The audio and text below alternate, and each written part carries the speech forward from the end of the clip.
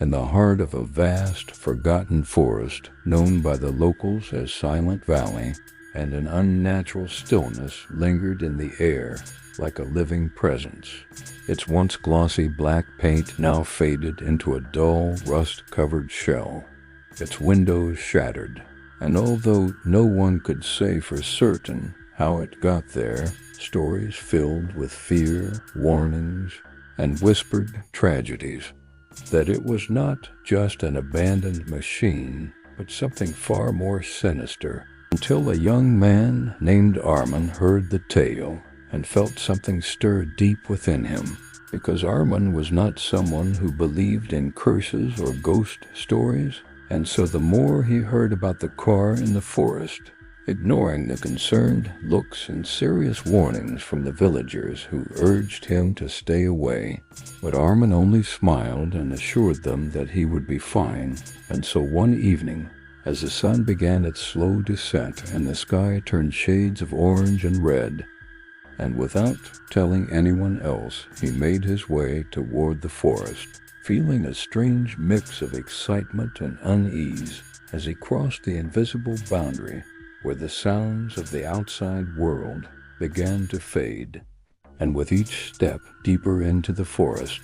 the air grew heavier, colder, and more still, and though he tried to ignore the feeling, he could not shake the sense that he was no longer alone.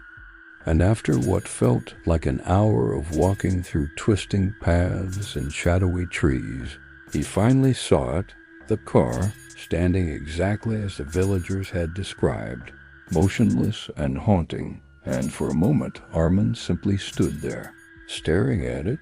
feeling a chill run down his spine that he could not explain. But he pushed the feeling aside and slowly approached it. And as he got closer, he began to notice strange details that he hadn't expected. And most unsettling of all, a set of footprints in the soft ground leading directly toward the car.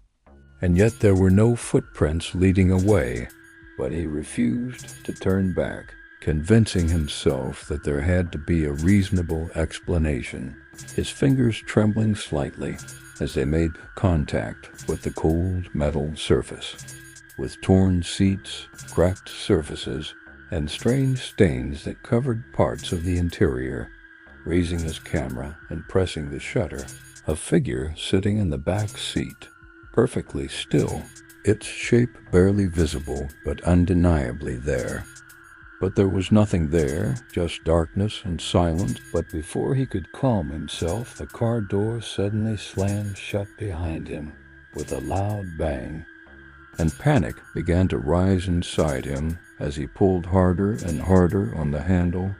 and slowly, against his own will, he turned his head toward the back seat, forming words that echoed in the confined space of the car, the steering wheel jerking violently as the headlights flickered on, gripping whatever he could to stay in place. And just as suddenly as it had started, the car came to a violent stop, not daring to look back, branches scratching his skin and roots threatening to trip him. And when the villagers gathered around him,